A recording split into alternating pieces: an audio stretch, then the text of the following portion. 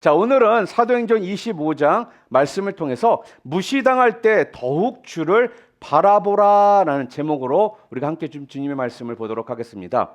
여러분, 우리는 살면서 믿음 때문에 무시를 당하는 경험을 할 때가 있습니다. 아마 이 자리에도요, 믿음 때문에 무시를 당한 경험을 해본 분들도 분명 있을 거라는 겁니다. 학교에서 그런 일이 발생할 수도 있고요. 또 직장에서도 그렇고 또 심지어 가까운 사람들 사이에서도 아직도 그런 것들은 믿느냐라는 이런 말을 듣기도 합니다. 저 역시 중학교 때 한 1학년 때 일인 것 같습니다. 생물 시간에요. 제가 굉장히 큰 충격을 받은 경험이 있습니다. 그날 우리 생물 선생님께서요, 갑자기 아직도 하나님이 세상을 창조했다라고 믿는 돌대가리들이 있다, 이렇게 말씀을 하시더라는 거예요. 순간 모든 친구들이요, 꼭 저를 쳐다보는 것 같았습니다. 그날 이후에 교회를 떠난 친구들도 있었습니다. 저는요, 오늘 성경 본문을 읽다가요, 이 중학교 생물 시간에 느꼈던 좀 무시당한다라는 느낌을 강하게 받았습니다. 왜냐하면 새 총독 베스토가 부임을 했습니다. 그런데 이 총독으로서 유대인들과 좋은 관계를 맺고 싶었습니다. 그런데요, 유대 지도자들이 한결같이 지금 감옥에 갇혀 있는 이 바울을 죽이라고 자꾸 요청을 하는 거예요. 그러나 조사를 해보니 바울에게는 사형에 해당되는 죄가 없었습니다. 더욱이요, 로마법에 의하면, 로마법을 지켜야 되는 총독으로서 분명하게 죽일 만한 제목이 없는 이 사도 바울을 죽일 수가 없었던 것입니다. 바울을 죽일 만한 아무 근거가 없었다라는 거예요. 이 문제 때문에요, 베스토가 고민을 합니다. 고민을 하다가요, 유대 분봉왕인 아그리빠 왕이 부임을 해서 인사차 가이사로 오게 되었을 때 그에게 그 고민 이야기를 합니다. 그래서 유대왕 아그리빠 왕을 만났을 때 베스토는요, 이 사도 바울의 이 재판권에 대해서 의논을 하면서 협조를 요청합니다. 그때요, 총독 베스토가 매우 중요한 언급을 오늘 본문에 하는데요, 우리 함께 좀 읽어볼까? 18절과 19절 말씀입니다. 함께 읽겠습니다. 원고들이 서서 내가 짐작하던 것 같은 악행의 혐의는 하나도 제시하지 아니하고 오직 자기들의 종교와 또는 예수라는 이가 죽은 것을 살아있다고 바울이 주장하는 그 일에 관한 문제로 고발하는 것뿐이라, 이렇게 얘기를 해요.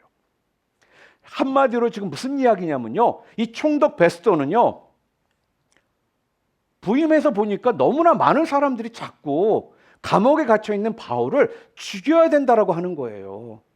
그래서 그 생각에는 어떤 생각이 들었냐?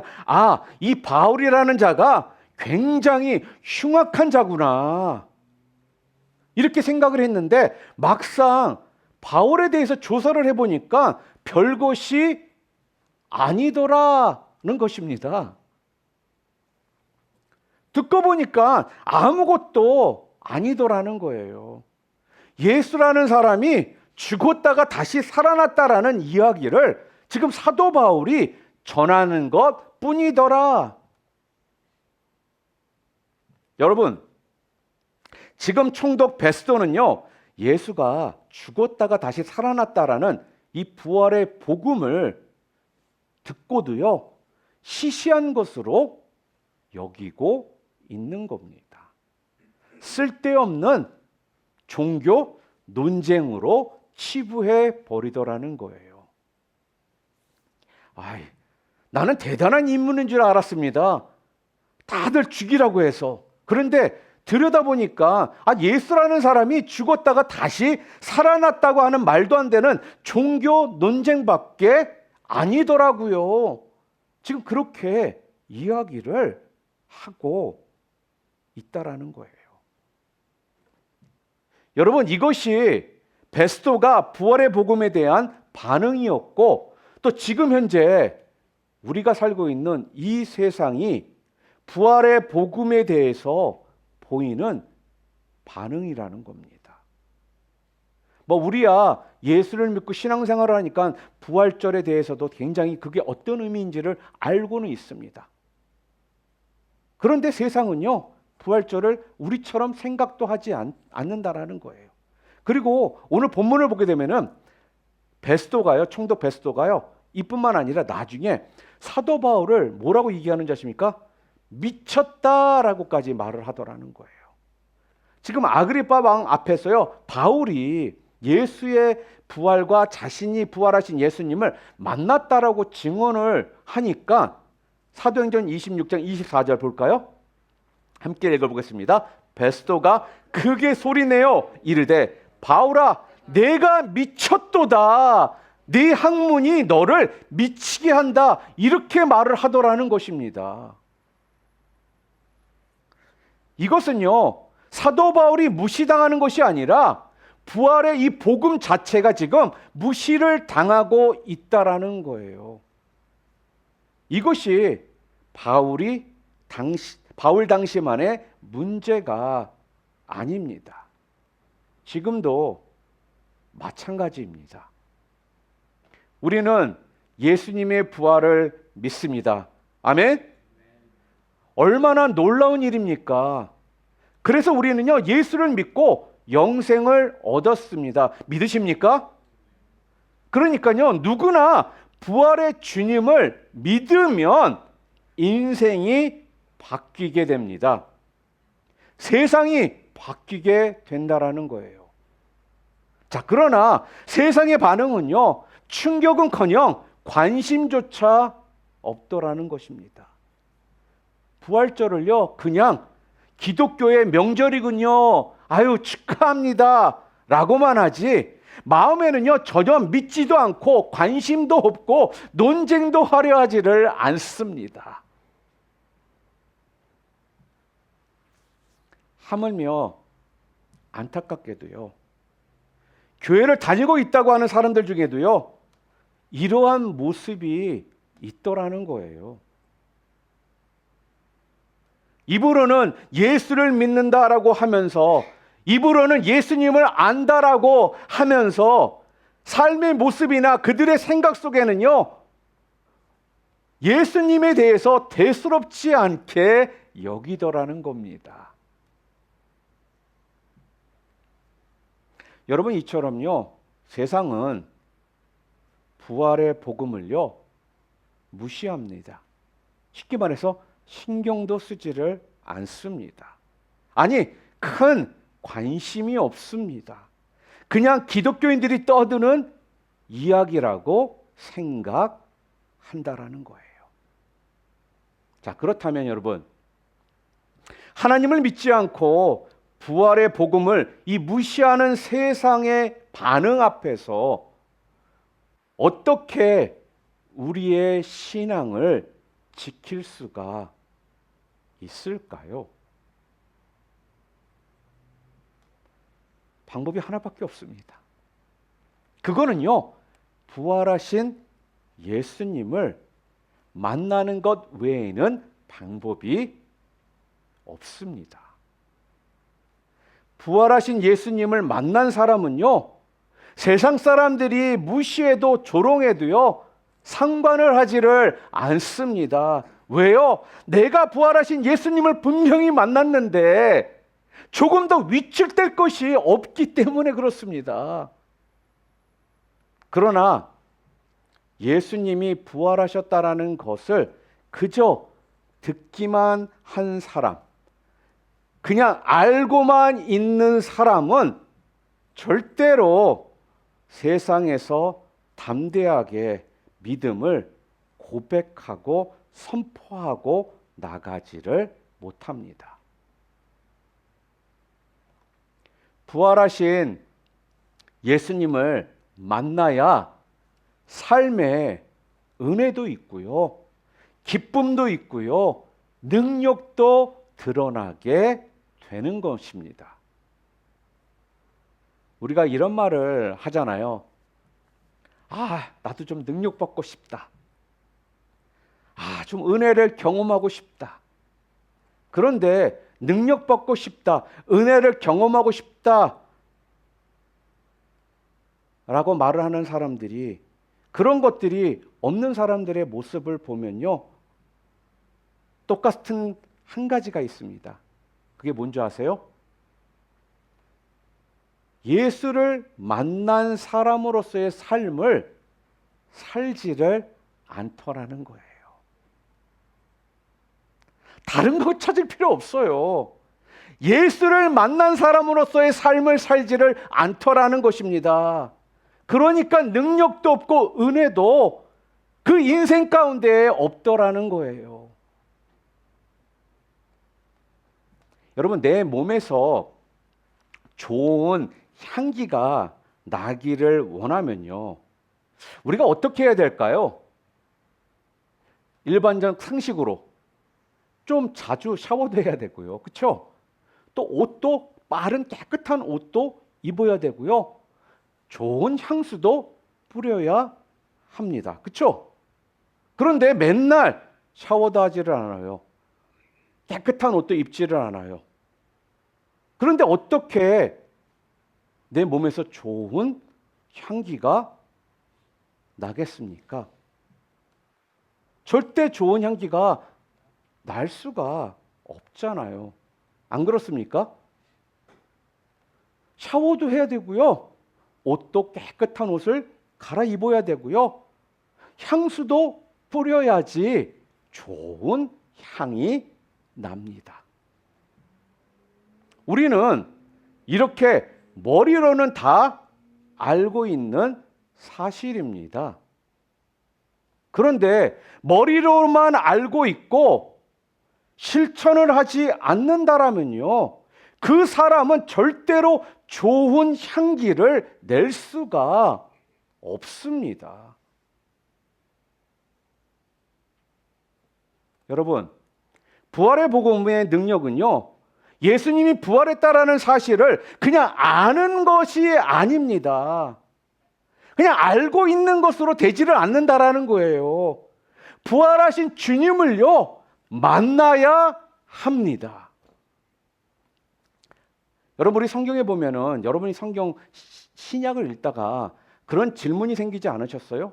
저는 그런 것들이 좀 많이 생겼거든요. 뭐냐면, 아니 3년 동안 예수님과 함께 공생의 그 삶을 함께 했던 12 제자들이 있었잖아요. 근데 그런 사람들이 3년간 예수님과 함께 했는데도 불구하고 예수님이 가장 필요로 하는 상황이 딱 되니까 어떻게 했습니까? 다들 도망가 버리더라는 거예요. 하물며 수제자라고 하는 이 베드로도요, 닭이 울기 전에 3번 예수님을 부인하더라는 것입니다.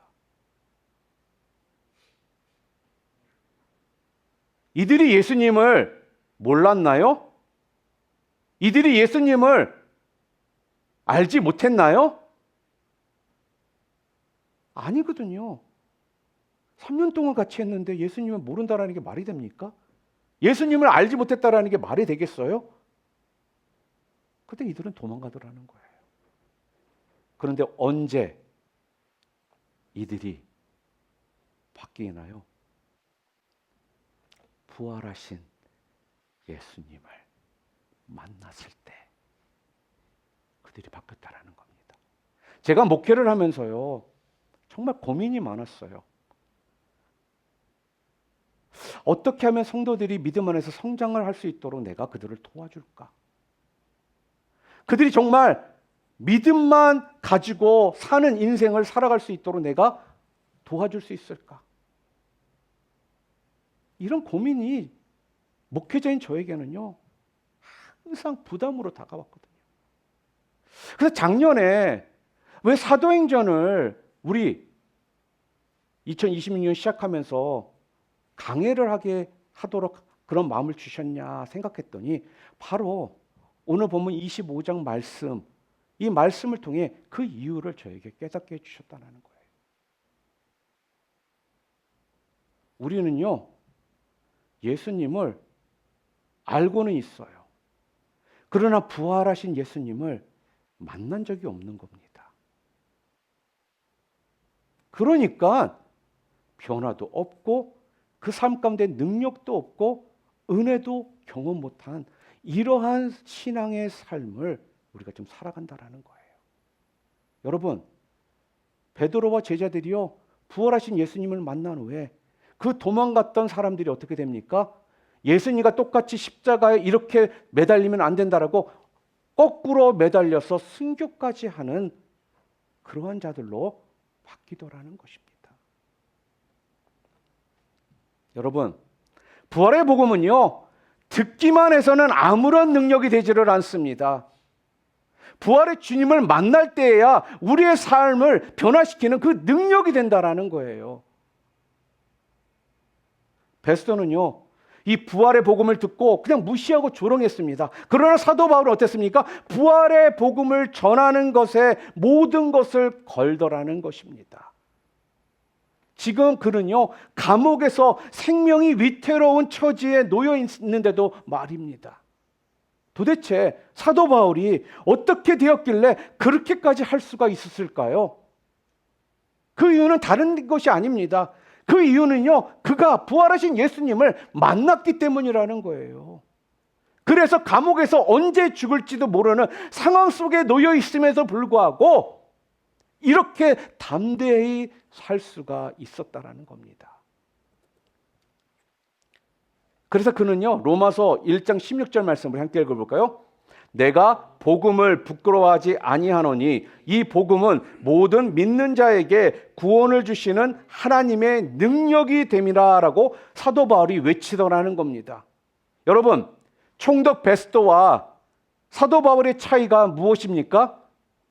그들은 같은 메시지를 들었지만 한 사람은요, 그걸 무시했고 또 한 사람은 모든 것을 걸었다라는 거예요. 차이는요, 단 하나입니다. 부활하신 예수님을 만났느냐의 차이라는 것입니다. 여러분, 부활하신 주님을 만나면요, 그렇게 악한 살인자도, 악독한 사기꾼들도, 정치인들도, 기업인도, 수많은 인기 연예인들도요, 그 인생이 바뀌더라는 거예요. 그러니까 다른 말로 표현하면요, 내 인생이 안 바뀌고 있다? 내가 부활하신 예수님을 만나지 않았다라는 사실과 다를 바가 없다라는 겁니다.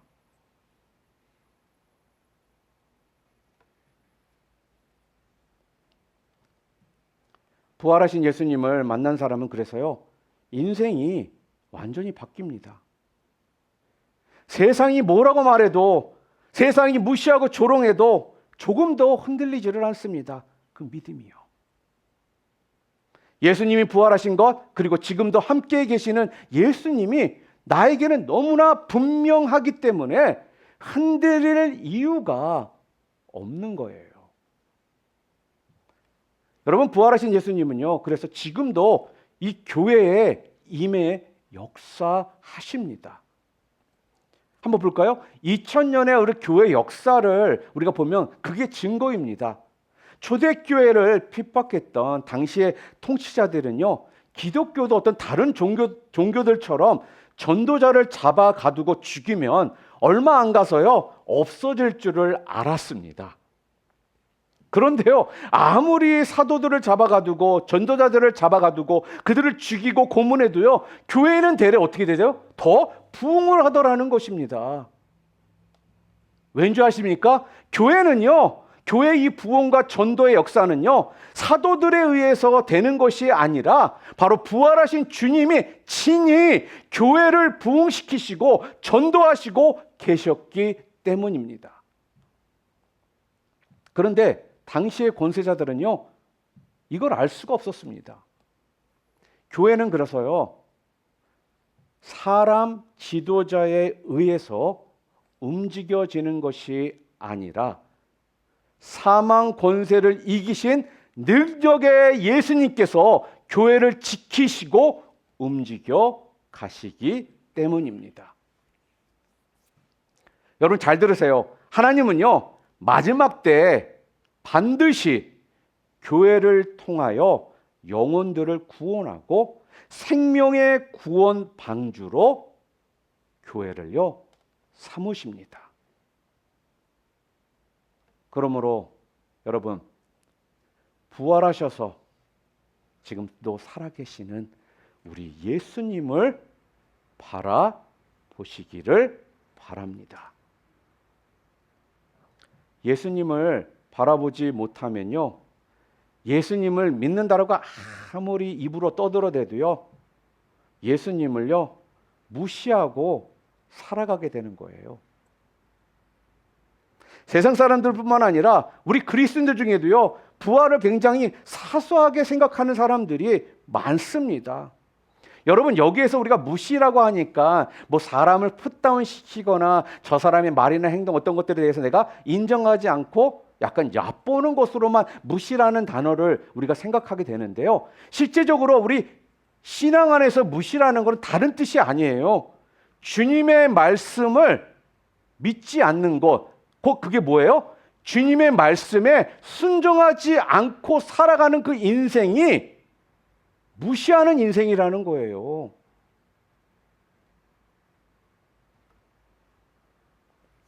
사도 바울은요, 지금 벨릭스 총독 때문에 억울하게 2년간 감옥에 갇혀서 지냈었고요. 또한 베스트 총독에게는 무시를 당했습니다. 자, 이런 상황 가운데 있을 때 사도 바울이 이 모든 상황들을 어떻게 이겼겠습니까? 그가 이길 수 있는 방법은 뭐였냐? 항상 함께 하시는 부활하신 예수님을 바라보았기 때문입니다. 여러분, 부활하신 예수님을 바라보고 사십니까? 나는 정말 부활하신 예수님을 바라보는 사람입니까? 이 질문에 당당히 대답하실 수 있는 여러분들 모두 되시기를 주님의 이름으로 축원합니다. 그리고요, 부활하신 예수님을 바라보면요, 우리가 어떻게 될까요? 우리가 한 가지만 점검해 보면 알 수가 있습니다. 그게 뭐냐면요, 나는 세상과 사람의 칭찬과 비난에 대해서 정말 자유해졌는가? 이걸 점검해 보면 알 수가 있습니다. 그것만 보면 알 수 있다라는 거예요. 우리가 부활하신 예수님을 바라보면 어떻게 되느냐? 사람의 평가에서 우리가 어떻게 지느냐? 자유해진다라는 거예요. 저는요, 지금까지 사람들의 칭찬을, 죄송합니다, 제 얘기를 꺼내서 많이 듣고 살았습니다. 그것은 제가, 잘 들으세요, 오해하지 말고, 칭찬 들을 만한 어떤 훌륭한 사람이었기 때문이 아니었습니다. 칭찬 들을 일을 하고 살았기 때문입니다. 여러분, 이 차이를 이해하시겠습니까? 저는요, 어려서부터 사람들의 평가에 굉장히 좀 민감한 상태에서 살았습니다. 그리고 저는요, 양가에 다 동생이에요. 제가 제일 커요. 그러다 보니까 자연스럽게 좀 그런 것들이 나도 모르게 저에게 생기더라는 거예요. 그래서 어떻게 하면 사람들이 칭찬하는지를 저는요, 잘 알았습니다. 그래서 사람들이 칭찬할 일만 하고 살았습니다. 그러다 보니까요, 사람들이 저에게 모범생이다 이야기해주고 착한 사람이다 이야기해주고 말 잘 듣는 사람이다라는 이런 소리들을 참 많이 했습니다. 제가요, 목회자가 되고 나서 또 나이가 좀 들어가면서요, 이 칭찬이라는 것이 저를 좀 힘들게 하더라는 겁니다. 사람들의 칭찬을 듣는 것이 어찌 보면 삶의 유일한 어떤 기쁨이었는데, 나는 칭찬받기보다는 이제 어떻게 해야 돼요? 칭찬해야 하는 사람이 제가 되어버린 거예요. 그리고 교회를 개척하고 나면서 내 자신을 보니까 누가 나를 이제 칭찬해 주지? 그동안에는요, 항상 저보다 어른이 있었습니다. 전도사 때는 목사님이 계셨고, 부목사일 때는 담임 목사님이 계셨고, 제가 젊은 목사일 때는요, 선배 목사님들, 연세가 많으신 목사님들이 계셨습니다. 그런데 지금은 누가 나를 칭찬해 줍니까? 여러분들? 그런데요, 여러분, 이 칭찬이란 위의 권위자가요, 아래 권위자에게 해야지 이게 자연스러운 겁니다. 반대가 되잖아요. 그러면요, 이게 아부가 되기 쉽고 또한 진리를 파악하기가 어렵게 됩니다. 사람들의 이 칭찬이요, 더 이상은 저를 만족시키지 못하였습니다.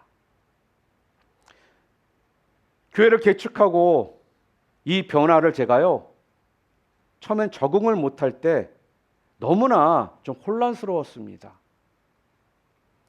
칭찬을 받아야 사는데, 그래야 만족이 되는데, 이제는 제가 칭찬을 해줘야 되는 그 위치가 된 것입니다. 그러나 거기에 해결책이 또 있었습니다. 그것은요, 바로 예수님의 칭찬을 듣는 것이었습니다. 예수님을 바라보며 예수님으로부터 칭찬을 듣게 되면서요, 더 이상은 사람의 칭찬에 연연하지 않게 되었다라는 거예요. 이 세상에는요, 사람의 칭찬만 있는 것이 아니고 주님의 칭찬도 있다라는 것을 제가 알게 되면서부터입니다. 사실은 그 전부터도 제가 알고는 있었습니다. 자, 그런데요, 이것이 좀 저에게는 좀 막연한 것이었거든요.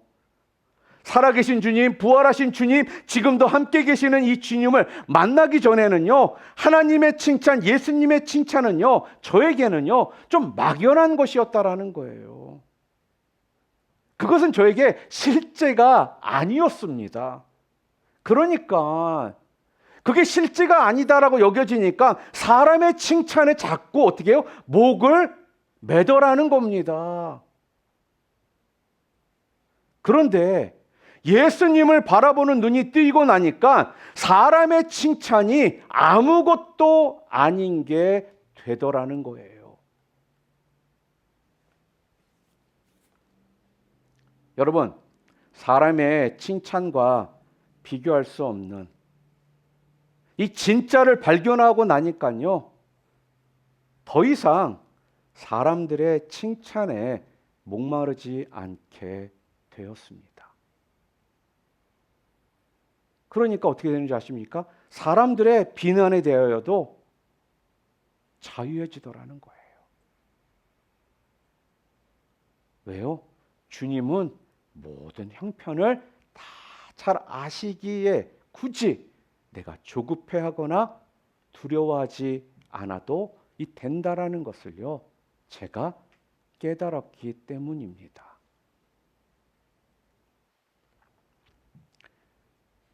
우리 주님이 옳다고 하시면 사람이 뭐라고 한들 상관이 없더라는 거예요. 그때부터요, 제 마음에 용기가 생겼습니다. 주님은 잘했다고 하시는데 그러면 됐지. 내가 뭘 더 바래? 지금도 부족한 것이 많다고들 하겠지만 옛날하고는 비교할 수 없이 저의 생각과 마음이 넓어졌습니다. 왜냐하면요, 제가 경험한 하나님은요, 실수라든가 부족한 것에 대해서요, 까다로운 분이 아니셨습니다.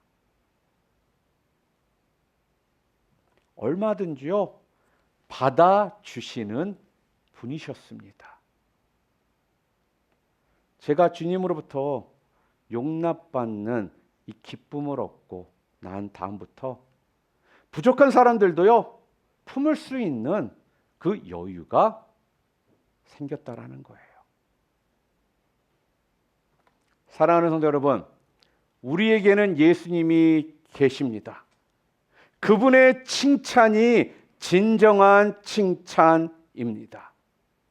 예수님을 바라보면 사람의 칭찬과 비난은 우리들이 얼마든지 극복할 수 있습니다.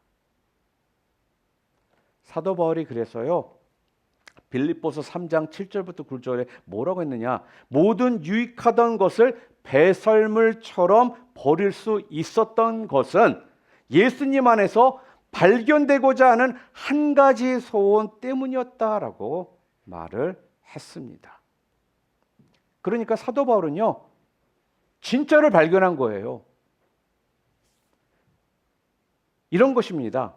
대상, 금상, 은상, 동상이 있을 때 대상을 받을 사람은요, 금상에 연연하지를 않습니다. 오히려 금상을 받으면요, 속상합니다. 금상 같은 건요, 배설물처럼 버리게 된다라는 거예요. 그러나 예수님의 칭찬을 모르는 사람은요, 이 사람의 칭찬을 배설물처럼 버릴 수가 없습니다. 항상 사람의 눈만 의식하고 삽니다. 그래서 결국 주님이 이끄시는 대로 못 가는 겁니다. 왜요? 사람의 평가가 더 중요하니까. 여러분, 아까 우리 본문 23절을 우리가 함께 읽지 않았습니까? 이 말씀을 보면 아그리빠 왕과 바울이 등장을 합니다. 이 아그리빠 왕은요, 이 왕은 왕 위에 합당한 격식을 차리고 등장합니다. 머리에는 금관, 또 옷은요 컬러풀한 이 의상을 조화로운 옷을 입고, 또 안에 왕후격인 버니게는요 5m나 이상 땅에 끌리는 긴 옷을 입고 있고요. 또한 여기 바로 누구냐? 총독 베니스는요 로마 권위의 상징인 이 자주색 망토를 입고, 또한 천부장들과 높은 사람들이 모두 정렬시키고 그 중앙 위에 이렇게 위험 있게 서 있는 겁니다. 오늘 본문에 나와 있는 것을 얘기하자면. 그리고 이에 반해 사도 바울은요 뭐예요? 죄인의 신분으로 나와 있습니다. 이런 모습으로요. 자, 사람들이 보기에는 얼마나 이들과 사도 바울이 대조가 되겠습니까? 하늘과 땅 차 아니겠습니까? 여러분 같으면 여러분들은 어느 쪽에 서시겠습니까? 사도 바울 쪽에 서시겠습니까? 아그리빠 왕 쪽에 서시겠습니까? 사람의 평가에 목을 매는 사람은요, 당연히 아그리빠 왕 같은 사람이 되고 싶지, 바울과 같은 사람이 되고 싶은 사람은 아무도 없다라는 거예요. 그러나 이 아그리빠 왕은 누구입니까? 바로 로마 사람들이 유대 나라를 편안하게 다스리기 위해서요 세운 꼭두가시 왕이었다라는 거예요. 로마의 정책에 의해서 유대인들의 마음을 무마시키려고 그냥 형식적인 왕으로 세워 놓은 것입니다. 폼만 그럴듯하지 실제 권한은요 누구에게 있어요? 총독에게 있다라는 거예요. 여러분, 이렇게 사람의 눈만 의식하는 자는 바로 저렇습니다. 실상은 지옥을 갈 자인데 왕관이 도대체 무슨 의미가 있고 왕복을 입은들 무엇이 유익하겠느냐 하는 겁니다. 하나님 보시기에 아그리빠 왕과 사도 바울 중 누가 존귀한 사람일까요? 여러분, 사람의 평가에 목을 맨 사람은요 결코 하나님이 복 주시는 삶을 살지 못합니다. 아그리빠 왕과 베니게 총독 앞에서 죄인 신분이었던 사도 바울이 그래서 뭐라고 오늘 본문에 말씀하고 있는지 아십니까? 26장 29절 말씀을 함께 읽어볼까요? 오늘 내 말을 듣는 모든 사람도 다 이렇게 결박된 것 외에는 나와 같이 되기를 하나님께 원하나이다. 사도 바울은 저런 상황에서도요 당당했습니다. 부활하여 함께 하시는 예수님을요, 바라보는 자였기 때문에 그렇다라는 거예요. 부활하신 주님을 바라보는 사람에게만 있을 수 있는 그 당당함이라는 것입니다. 세상이 여러분, 우리를 조롱하고 무시하고 하나님을 믿지 않고 부활하신 주님을 거들떠보지 않는 이 세상에서 여러분들이 어떻게 부활하신 주님을 신앙 고백하며 살아갈 수 있겠습니까? 어떻게 해야? 바로 예수님을 만나야 된다는 거예요. 더 정확히 얘기할까요? 부활하신 예수님을 만나야 한다는 것입니다. 주님을 바라보는 눈을 여러분들이 뜨셔야 한다는 거예요. 주님을 바라보지 못하면요, 어떤 사람의 그 평가에 매여서 살아갈 수밖에 없다라는 것입니다. 여러분, 각 나라의 최고의 통치자, 대통령에게 무서운 것이 있다라면요, 그것은 아마 국민 여론일 겁니다. 6월 2일 날 한국은 6월 3일 또 선거가 있었죠.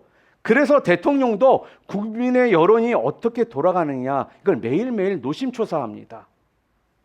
여러분, 국민의 여론을 살피는 대통령, 좋은 대통령이지요? 맞아요? 이것 자체는 잘못된 것이 아닙니다. 대통령은요, 국민들이 원하는 것이 무엇인지를 맞아요, 알아야 합니다. 왜요? 국민의 여론도 무시하는 악한 대통령들도 많거든요.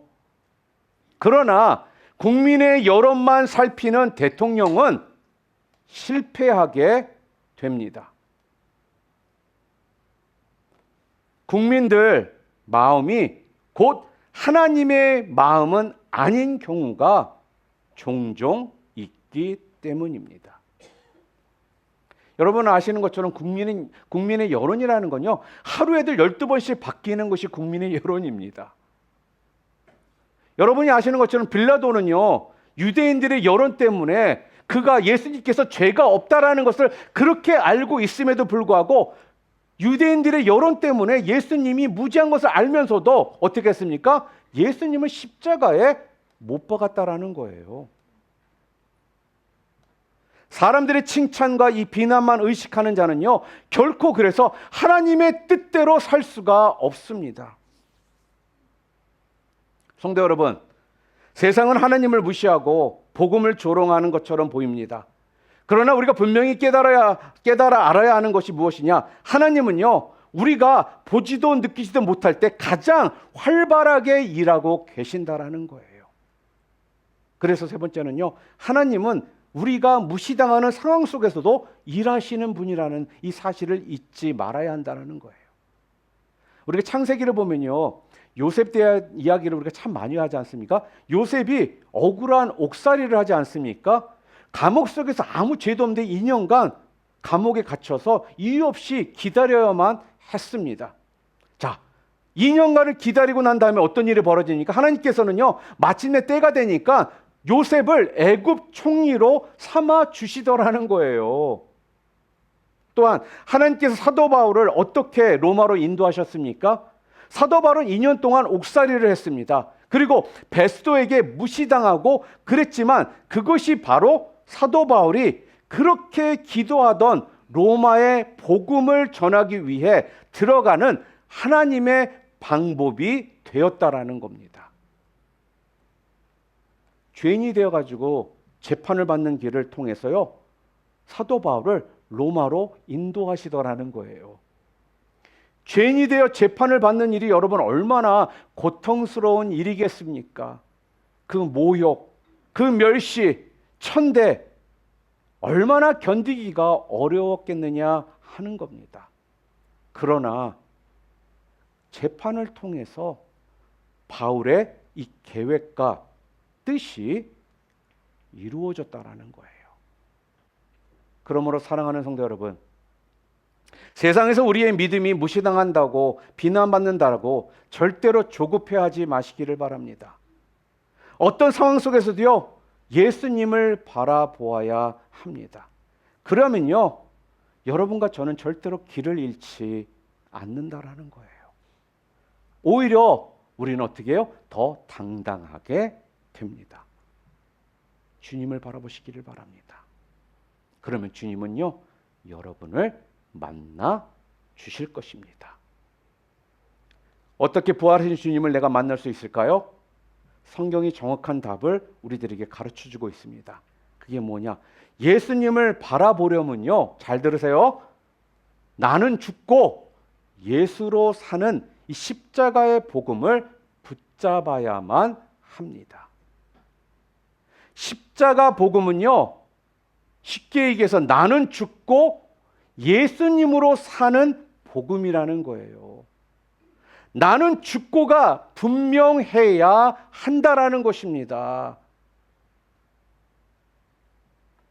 예수님과 함께 이미 우리는 죽었다라는 사실을 정말 믿으면요, 예수님은요, 지금도 살아 계셔서 나와 함께 계신 것을요, 분명히 보여주시겠다라고요, 약속하셨습니다.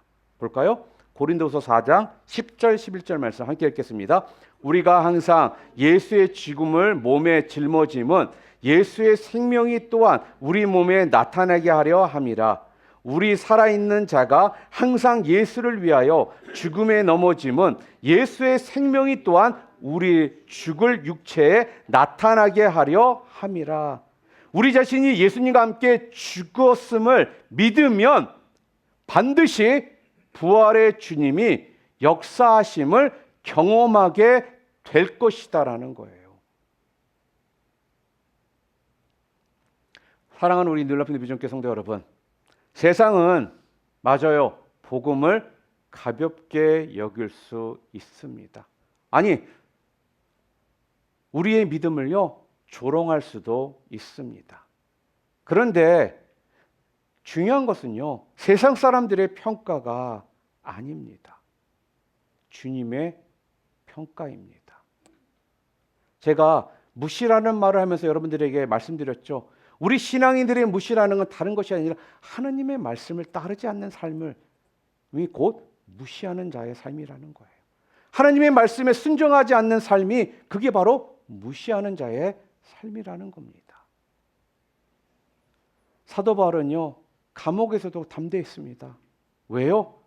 사람들의 조롱 속에서도 그는 흔들리지 않았습니다. 왜요? 바로 부활하신 예수님을요, 만났고 그 예수님을 바라보았기 때문입니다.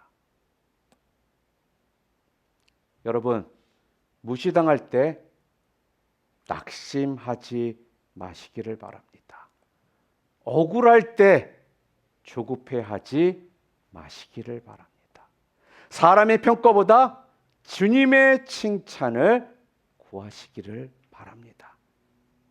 그럴 때 부활하셔서 지금도 살아계신 예수님을 여러분 바라보실 수 있게 될 것입니다. 그러면 그분이요, 여러분에게 새 힘을 주실 것이고요, 그분이 여러분의 길을 인도해 주실 것이고요, 그분이 여러분의 담대한 믿음의 사람으로 여러분들을 한 분 한 분을 세워 가실 것입니다. 우리 한번 좀 따라해 볼까요? 무시당할 때 더욱 주를 바라보자. 무시당할 때 더욱 주를 바라보자. 이렇게 담대히 선포하시는 성도님들이 다 되시기를 주님의 이름으로 축원합니다.